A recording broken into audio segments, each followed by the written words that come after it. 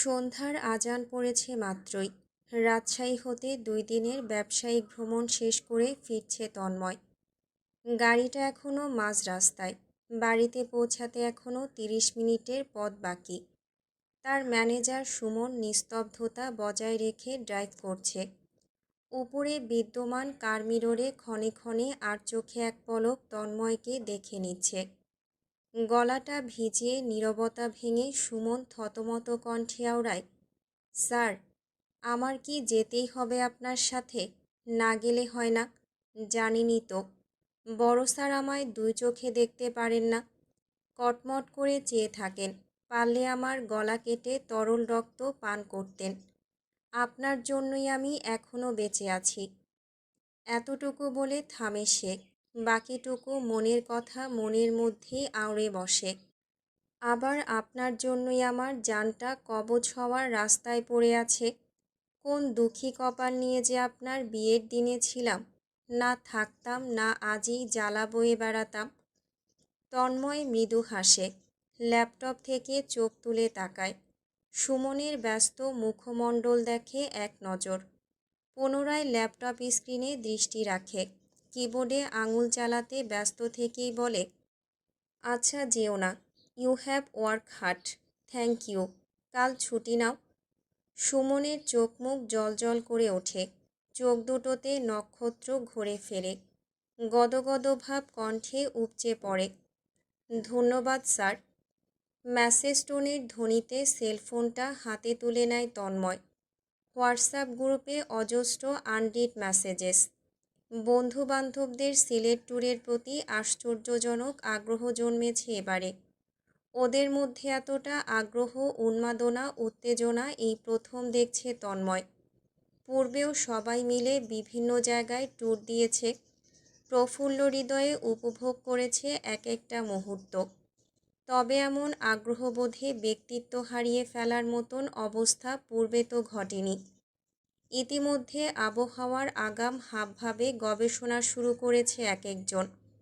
আবহাওয়ার গুঞ্জন উপলব্ধি করে দিন তারিখ এবং সময় নির্ধারণ করতে শুরু করেছে।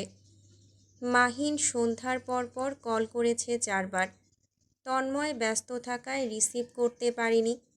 এই যাত্রায় কল ব্যাক করল। মাহিন ধরেছে তৎক্ষণাৎ। ফোনের ওপাশ হতে বেশ কয়েকটা দুষ্টু কণ্ঠস্বর ভেসে আসছে।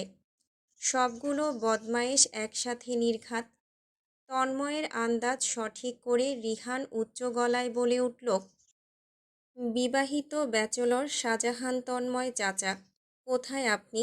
আপনার মুখটা আমাদের একটু দর্শন করিয়ে যান প্লিজ। আপনার চেহারা না দেখে এক গ্লাস পানি গেলাও সম্ভব হচ্ছে না। তৃষ্ণায় ধুকপুক করছে বুক, ঈষৎ কাঁপছে। রিহানের বাক্যগুলো পূর্ণতা মিলল না। মাহিন ঠাট্টার সুরে ওকে মাঝপথেই থামিয়ে শুধালো, আপনার ঈষৎ যা কাঁপছে সেটি সম্পর্কে জানতে আমরা আগ্রহ বোধ করছি না। রিহানের মুখ জুড়ে মেঘ ঘনিয়ে এলো। থেমে যাবার পাত্র সে নয়। মুহূর্তেই পাল্টা আক্রমণের গলায় জবাবে বলে বসল, আমার কি কাঁপছে সেটি জানতে তুই আগ্রহ বোধ করবি কেন শালা? তুই কি গে? গে নই বলেই শুনতে চাচ্ছি না। রিহানের জবাব শোনার মতো মস্তিষ্ক তন্ময়ের আপাতত নেই। সে লং জার্নি করে ফিরেছে কেবলই। প্রচণ্ড টায়ার্ড। শরীরের এক একটা অঙ্গ প্রত্যঙ্গ ম্যাচ ম্যাচ করছে। বন্ধুদের ঝগড়া শোনার মেজাজ এখন নেই। সে ধীরে সুস্থে বিনা বিনয়ী গলায় বলে, স্টপ ইট। কাজের কথা বল। কল কেটে দেব না হয়। ঝগড়া থামল বুঝি। ক্ষণিকের জন্য থেমেছিল সত্যি। পরমুহূর্তেই নিম্নস্বরে রসিকতা শুরু হলো। শুনশান নীরবতায় দুষ্ট গলায় মাহিন প্রশ্ন করল, বাসায় ফিরিসনি এখনো? এর জন্যই ফায়ার হয়ে আছিস? বইয়ের থোবরা দেখা না অবধি তোর মুখ দিয়ে ভালো কথা আসবে না। রাতে কল দেব তাহলে। রাখি এখন। হে হে। ফোন পাশে রেখে পুনরায় ল্যাপটপে মনোযোগী হতে চাইল তন্ময়। পারল কই? বন্ধুর কথা মিথ্যে নয়। ওরুকে দেখছে না 24 ঘন্টা পেরোচ্ছে। এর জন্যই বোধহয় তার হাঁসফাঁস লাগছে। অস্থির হয়ে আছে বুকের ভেতরটা। তৃষ্ণায় যেমন মানুষ ছটফট করে ঠিক তেমনভাবেই তার হৃদয় ছটফটিয়ে চলেছে। চোখজোড়া বুজে সিটে এলিয়ে দিল মাথাটা। সে বাসায় বলেনি আজ ফিরছে। ওরও আজ সন্ধ্যায়ও কল করে বারংবার শুধাচ্ছিল কবে ফিরবে সে, আর কতদিন থাকবে। তন্ময় এড়িয়ে গিয়েছে প্রশ্নগুলো। ওকে সারপ্রাইজ করা যাবে বেশ। মোস্তফা সাহেব সংবাদপত্র পড়ছিলেন লিভিং রুমের সোফায় বসে। পাশেই আনোয়ার সাহেব বসা, টেলিভিশনে খবর দেখছেন। ওহি সাহেব ভাঙাচোরা রেডিওটা ঘুরিয়ে ফিরিয়ে দেখছেন। তন্ময় সেই মুহূর্তেই বাড়িতে প্রবেশ করল। ছেলেকে দেখে মোস্তফা সাহেব সংবাদপত্র ভাঁজ করে টি টেবিলে রেখে দিলেন। গলা উঁচিয়ে ডাকেন স্ত্রীকে, এই যে তোমার রাজপুত্তর এসেছে, খাবার বাড়ো। জবেদা বেগম রান্নাঘর ছেড়ে বেরিয়ে এলেন। ছেলেকে দেখেই চোখ ছোট ছোট করে ফেলেন। কণ্ঠে বিষাদ নিয়ে শুধান, 2 দিনে কেমন শুকিয়ে গেছিস বাবা, ঠিকভাবে খাওয়া দাওয়া করিসনি। ফ্রেশ হয়ে নিচে নাম, খাবার বাড়ছি আমি। আজ আসবি জানালে তোর পছন্দের কিছু রান্না করতাম। মোস্তফা সাহেব একমত হলেন। মাথা দোলালেন 2বার ঘুরিয়ে ফিরিয়ে ছেলেকে পর্যবেক্ষণ করে। সকালেও কল করলাম, জিজ্ঞেস করলাম কবে ফিরবে, জবাব দিল। তন্ময় 2 পাশে মাথা দুলিয়ে মৃদু হেসে সিঁড়ি ধরে। অরুটা কোথায়? কণ্ঠ শুনেও নিচে নামছে না যে। কি ব্যাপার, এই অবেলায় ঘুমাচ্ছে নাকি? ব্রিফকেস হাতেই দোতলায় উঠে আসে। অরুর রুম বরাবর আসতেই এক মুহূর্তের জন্য থামে পা জোড়া। দরজা চাপানো। নিশ্চয়ই ঘুমোচ্ছে। এটা কি ঘুমের সময়? এখন ঘুমাবে পড়ে পড়ে আর রাতে সজাগ থাকবে শিয়ালের মতো। তন্ময় পদচারণের ধ্বনি তুলল বড় চালাক চতুর ভঙ্গিতে। তার পাশের রুমটির দরজাও শব্দ করেই খুলল। তৎক্ষণাৎ অরুর রুমের চাপানো দরজাটা খুলে যায়। ফুলো ফুলো ঘুম কাতুরে নয়ন যুগল নিয়ে অরু হুড়মুড়িয়ে বেরিয়ে আসে। পায়ে জুতো নেই। এলোমেলো চুলগুলোর দুর্দশা হয়ে আছে। ওনার করুণ অবস্থা। তন্ময়কে দেখেই অবাক হয়ে চেয়ে রয়।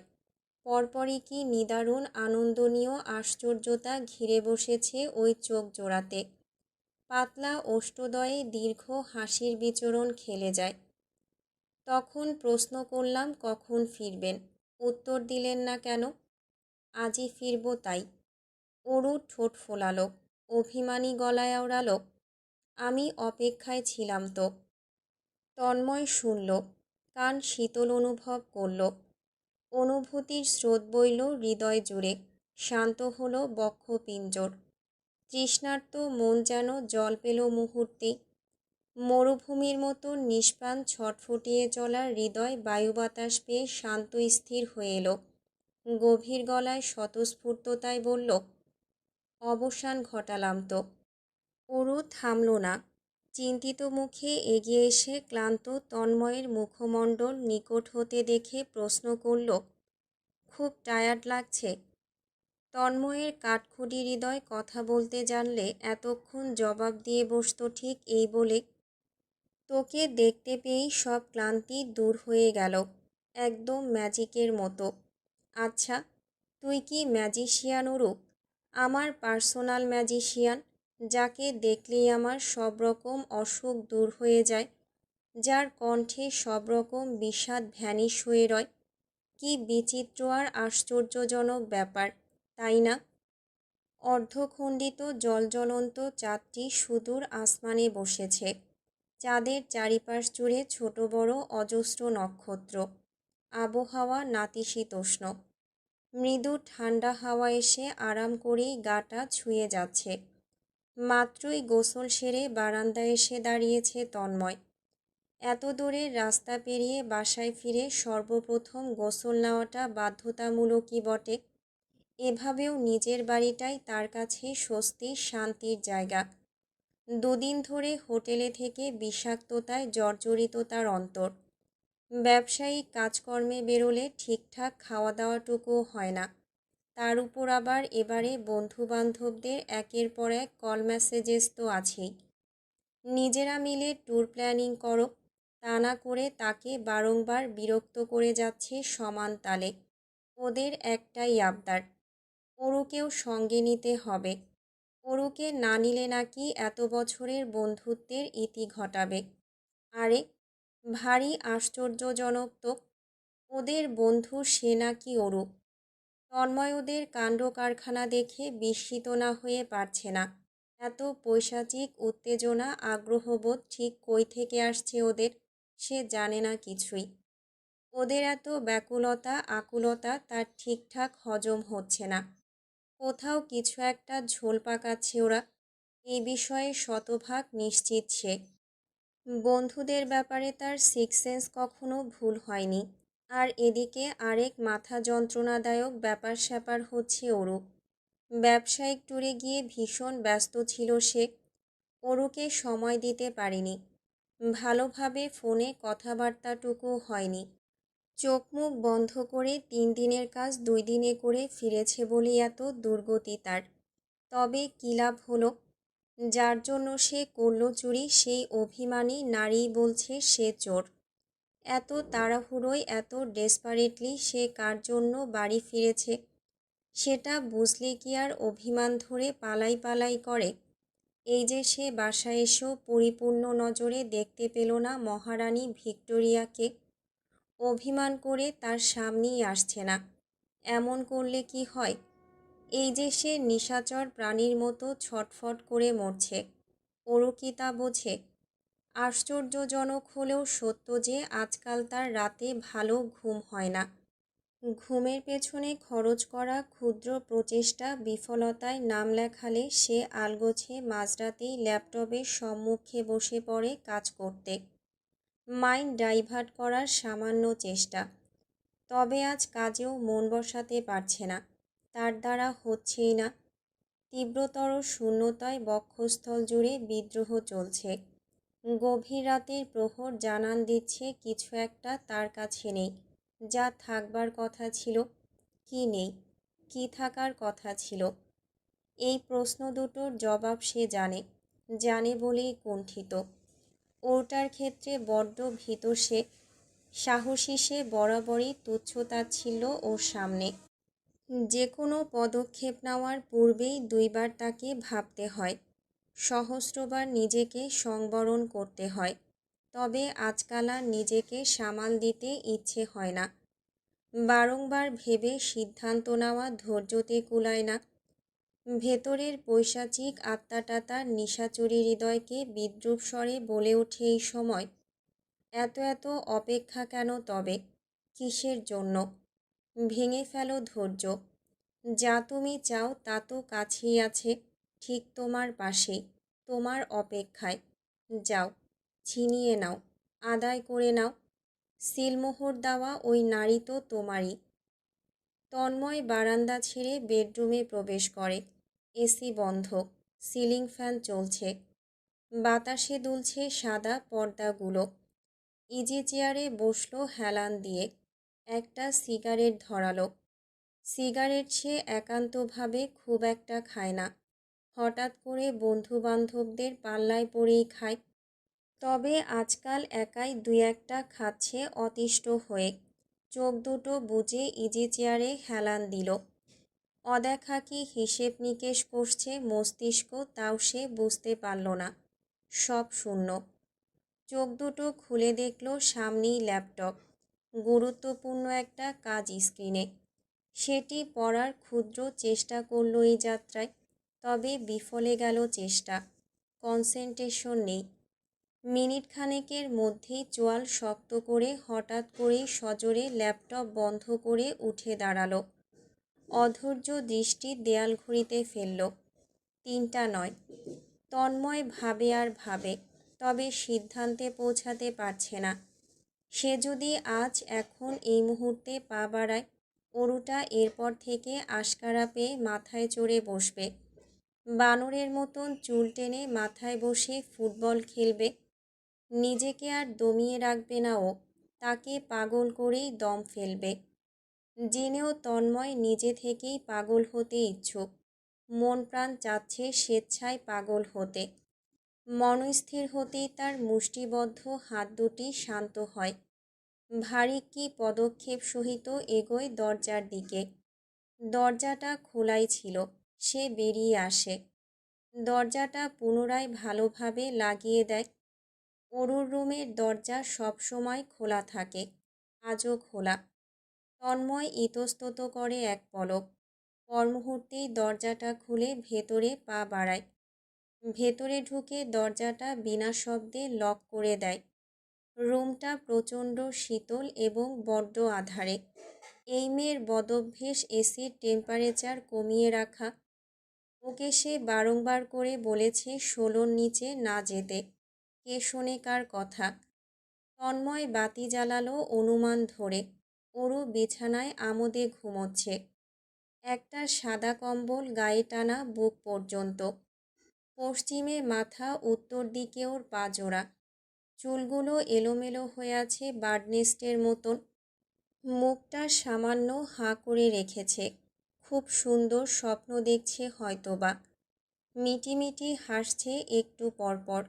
এই দৃশ্যে তন্ময়ের সুগভীর চোখ দুটো হেসে ওঠে। পাল্লা দিয়ে ঠোঁটের দীর্ঘতা প্রসারিত হয়। সে ধীরে আগায় বিছানার দিকে। হঠাৎ করেই চোখ পড়ে অরুর পিঠের নিচের টি শার্টটায়। কালো রঙের একটা টি শার্ট। টি শার্টটা অবশ্যই তার। কখন এনেছে কে জানে। তাকে এতই মিস করলে এমন আরামদায়ক ঘুম কিভাবে দিচ্ছে। হ্যাঁ, নাক টেনে মুখ খুলে হেসে হেসে দিবাস্বপ্ন দেখা হচ্ছে। অপদার্থ। তন্ময় বসল ওর মাথার কাছটায়। মাথার বালিশটা দক্ষিণে পড়ে আছে। প্রায়ই সাবিহার রুবি বলতো অরুর ঘুমের নাজুক অবস্থা। ওর পাশে ঘুমানো অসম্ভব। আজ সে নিজ চোখেই দেখল মেয়েটার ঘুমের দুর্গতি কোন লেভেলে পৌঁছেছে। একা যতদিন আছে ঘুমাক শান্তি মতো। তন্ময়ের সাথে ঘুমালে ওর ঘুমের ব্যালেন্স ঠিক করিয়ে ছাড়বে। সারা রাত বুকের মধ্যে চেপে রাখবে। এমন ছোটাছুটি কিভাবে করবে তাই দেখবে। এবেলায় হাত বাড়িয়ে ওর ফুলো ফুলো গালটা ছুলো। ক্ষুদ্র শক্তি প্রয়োগ করে গাল টেনে ধরল। অরু ঘুমের ঘোরেই গোঙালো। কপালে বেশ কয়েকটা ভাঁজ পড়ল। মাথাটা ঘুরিয়ে অন্য পাশ ফিরে গেল। তন্ময় হেসে তখন ঝুঁকল ওর দিকে। ওর কানের কাছের চুলগুলো সরালো নরম হাতে। কানের লতিতে ঠোঁট ছুঁয়ে দিল। ডাকল মৃদু স্বরে, অরু। তার ডাকের জবাব আসে না। নিস্তব্ধতা তখনও বিরাজমান। তন্ময় পুরুষালী স্বরে ধ্বনি তুলে হাসে। গভীর নিদ্রায় মনোনিবেশ প্রেয়সীর গালে আঙুল বোলাতে বোলাতে একমনেই বলে, তুই না উঠলেই বরং আমার জন্য মঙ্গল। বেঁচে যাব। এ কথা বলেই মুখটা নামিয়ে চটপট কিছু চুমু বসায় অরুর ঘুমন্ত স্নিগ্ধ মুখশ্রী জুড়ে। অরুর চোখের পাপড়ি যুগল সামান্য কাঁপে। পরপর চমকে কাঁচা ঘুম ভাঙা চোখ দুটো মেলে তাকায়। কয়েকবার সরলভাবে পলক ফেলে। চোখ দুটো আলো সইতে খানিকক্ষণ সময় নেয়। তন্ময়ের হাসি হাসি মুখটা স্পষ্ট হতেই অরুর চেহারার রং দৃশ্যমান ভঙ্গিতে পাল্টে যায়। কেমন ড্যাব ড্যাব করে চেয়ে আছে। অবিশ্বাস্য চোখ দুটো পলক ফেলতেও দ্বিধান্বিত যেন। তন্ময় ভ্রু তুলে শুধায়, তোর সুইট ঘুমের ডিস্টার্ব করলাম? হুম। ওর নিভু নিভু চোখ দুটো উৎসুক হয়ে চেয়ে আছে। আকুলতা, অধীর ব্যাকুলতা স্পষ্টত ওই দৃষ্টিতে। ওর ওই ব্যাকুল দৃষ্টি যেন তার নামে লেখার সর্বনাশী ভাতা। আশ্চর্য। তন্ময়ের শক্তপোক্ত হৃদয়টা ধক ধক করল কেন। অরু এক ঝটকায় উঠে বসে যখন বুঝতে পারে সামনের ব্যক্তি স্বয়ং তার তন্ময় ভাই ভ্রম নয়, পরপরই এক লাফে দুই হাত বাড়িয়ে তন্ময়ের গলা জড়িয়ে ধরে। তন্ময় কিছুটা সময়ের জন্য হতবাক হলেও পর মুহূর্তেই দুই হাতে অরুকে জড়িয়ে নেয় বক্ষে।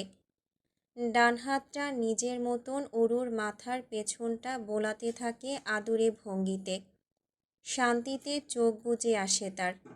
সব রকম শূন্যতা ব্যাকুলতা উড়ে কই যেন পালিয়েছে। অরুর মিনমিনে কণ্ঠে অভিমান স্পষ্ট। ফিরে আমাকে একটিবার খোঁজেননি আপনি? তন্ময়ের কণ্ঠ রাতের আঁধারের চেয়েও গভীর নিভু নিভু। খুঁজেছি। মিথ্যে। আপনি আমার থেকে দূরে গেলেই বাঁচেন। আমি সব বুঝি। তন্ময় অভিমানের সম্মুখে অসহায়। হুম, তুই কিছুই বুঝিস না। ওরও এক প্রকার তন্ময়ের কোলে বসে, মাথাটা তন্ময়ের ঘাড়ে। এই যাত্রায় মাথা সরিয়ে এনে মুখোমুখি হলো তন্ময়ের। ফোলা ফোলা লালচে চোখ দুটোতে যেন পৃথিবীর সব মায়া বিরাজ করছে। তন্ময় ডান হাতের আঙুল দিয়ে অরুর চোখ দুটো ছুঁয়ে দেয়। অরু অভিমানী গলায় প্রশ্ন করে, তাহলে বলুন, আমাকে মিস করেছেন? তন্ময় মৃদুস্বর খাদে নামিয়ে নির্নিমেষ চেয়ে বলে ওঠে, মুখে বলবো নাকি করে দেখাবো? অরু অবুঝের মতন চেয়েছিল। আগামাথা বোঝবার পূর্বেই এক অনাকাঙ্ক্ষিত কাণ্ড ঘটে গেল। নিজেকে আবিষ্কার করল বিছানায়। ধাক্কাটা সামলে ওঠার আগেই পরপর যা ঘটেছে তা দেখার মতো সাহস তার চোখ দুটোর হলো না। শক্ত করে বুঝে নিয়েছে আপন গতিতে। হাত দুটো তন্ময়ের গলা ছেড়ে কাঁধের শার্ট মুষ্টিবদ্ধ করে চেপে রেখেছে। থরথর করে কাঁপছে সর্বাঙ্গ। তার ওষ্ঠদয়ে নিষ্ঠুরভাবে আক্রমণকারী ঠোঁটজোড়া অধৈর্য, অবিন্যস্ত, ব্যাকুল। নিবিড়ভাবে ছুঁয়েই ক্ষান্ত নয়, হুটহাট কামড় বসিয়ে দিচ্ছে। কামড় দিয়ে পরপরই গভীর চুম্বনের স্পর্শে ব্যথাটুকু নিবারণ করছে। তার মস্তিষ্ককে শূন্যে নিয়ে যাচ্ছে। তন্ময়ের সুঠাম বেখেয়ালি হাত দুটো স্থির নেই। চঞ্চল হাত দুটো অরুর পেটের দিকটা অশালীনভাবে ছুঁয়ে যাচ্ছে। নরম তুলতুলে পেটে তার থাবা যেন হিংস্র বাঘের ন্যায়। অরু সেই স্পর্শ থেকে পালাতে উদ্যত। মুচড়ে উঠে পালাতে যাওয়া ছোটোখাটো দেহখানা তন্ময় নিজের মধ্যে জাপটে নিল। নিষ্ঠুরভাবে পালানোর সব সুযোগ বন্ধ করে দিল। এক দীর্ঘ চুমুর সমাপ্তি ঘটিয়ে ঘন ঘন শ্বাস ফেলছে এখন। অরুর বুকের ওঠানামার গতি দ্রুত। চোখ দুটো খিচে বন্ধ করে রেখেছে এখনো। চুম্বিত লালিত ভেজা ঠোঁটে দৃষ্টি পড়তেই ফের চটপট চুমু খেল তন্ময়। গভীর কণ্ঠখানা নেশাক্ত শোনালো। কতটা মিস করেছি বোঝা গেল। অরুর চোখ দুটো আরও কুঁচকে গেল, কাঁপল ঠোঁট জোড়া। তন্ময় হাসে। লালচে ঠোঁট জোড়াতে বুড়ো আঙুল ছুঁয়ে বলে, কথা যখন বলবি না তবে থাকার কি দরকার? চলেই যাচ্ছি। তন্ময় ভান ধরে ওঠার। মরার মতন পড়ে থাকা অরু মুহূর্তেই হকচকিয়ে ওঠে। দুই হাতে পুনরায় জড়িয়ে ধরে তন্ময়ের গলা। নিজের দিকে টেনে এনে বুকে মুখ লুকায়। লজ্জায় কুণ্ঠিত কণ্ঠে আওড়ায়, যাবেন না, গেলে আর কখনোই কথা বলবো না। তন্ময় তাজ্জব হওয়ার ভনিতা ধরে শুধায়, পারবি তুই? অরুণ নিরুত্তর। শুধু তার হাতের বাঁধন দৃঢ় হলো। মুখটা গভীরভাবে বুকে ঢোকালো। তন্ময় ওকে বুকে নিয়েই শুয়ে পড়ল। কদিনের নির্ঘুম চোখজোড়া যেন ঘুমের সন্ধান খুঁজে পেল। মিনিটের মধ্যেই গভীর ঘুমে বুঁদ হলো। অরু মাথাটা এক ফাঁকে উঁচিয়ে তাকালো। ফিসফিস করে ডাকল, তন্ময় ভাই। ঘুমিয়েছে মানুষটা। কি ভীষণ ক্লান্ত দেখাচ্ছিল। মায়ায় অরুর বুকের ভেতরে স্রোত বইছে। সে হাত উঁচিয়ে চুলগুলো টেনে দিল। এতে যেন তন্ময় আরাম বোধ করল। আরও নিবিড়ভাবে জড়িয়ে নিল অরুর পাতলা কোমর। এতে অরু কেঁপে উঠল, নড়বার সাহসটুকু করল না। দরজায় করাঘাতের ধ্বনি। দীপ্তর বাচ্চা বাচ্চা কণ্ঠেস্বর শোনা গেল, অরুপি, খেতে ডাকছে বড়মা, তাড়াতাড়ি এসো। আজ শুক্রবার, সবাই বাসায়। তন্ময়ের ঘুম ভেঙেছে দীপ্তর কণ্ঠে। হাত বাড়িয়ে ঘড়িতে দেখল 7:15। বাতি জ্বালানো। রাতে নেভানো হয়নি। অরু তাকে জাপটে শুয়ে আছে। মাথাটা তার বুকের মধ্যিখানে। কম্বল দুজনের গায়ের উপর। এই দৃশ্য যেন তার স্বপ্নের একাংশ। কি সুন্দরভাবে বাস্তবে রূপান্তরিত হলো। তন্ময় নির্নিমেষ দেখল অরুর ঘুমন্ত মুখটা। বাচ্চাদের মতো ঘুমায়। অবশ্য ও তো বাচ্চাই। হাত উঠিয়ে চুলগুলো ঠিক করে দিতে নিতেই শুনল দীপ্তর কণ্ঠ। তার ঘরের দরজায় করাঘাত করে ডাকছে তাকে। এবার বেরোনো দরকার। তার পিতা শাহজাহান মোস্তফা সাহেব দেখে নিলে সর্বনাশ। মুখের উপর অপমান করবে। এভাবেই কটাক্ষ করে বেড়ায় চাচাতো বোনের উপর কুনজর দেওয়ার জন্য। তন্ময় আলগোছে অরুকে নিজের বুকের থেকে বালিশে শোয়ালো। বিছানা থেকে নেমে এলো। ঝুঁকে ওর গায়ে কম্বলটা মেলে দিল। কপালে চুমু খেয়ে নিল ঝটপট। বাতি নিভিয়ে খুব ধীরে সুস্থে দরজা খুলল। এক পলকেই নিজের রুমে চলে এলো চোরের মতন। বাহ, কি অসাধারণ উন্নতি! দিন শেষে নিজের বাসায় চোরের মতন যাতায়াত করতে হচ্ছে। বারান্দায় দাঁড়ানো তন্ময় একটা ইম্পর্ট্যান্ট কলে ছিল। বেডরুম থেকে চাপা গুঞ্জন শুনতে পেল। কলে কথা শেষ করে ফিরতেই দেখল অরু এসেছে। হাসি হাসি মুখ, সাদা একটা কামিজ পরনে, সুন্দর করে কাজল পরেছে। সাত সকালে মিষ্টি লাগছে দেখতে। মুহূর্তেই তার পা দুটো তার নামে বিদ্রোহ ঘোষণা দিল। লিখিয়েছে বিপক্ষীয় দলে নাম। পাজোড়া অরুর দিকে মনের সুখে এগুচ্ছে এক চিত্তে।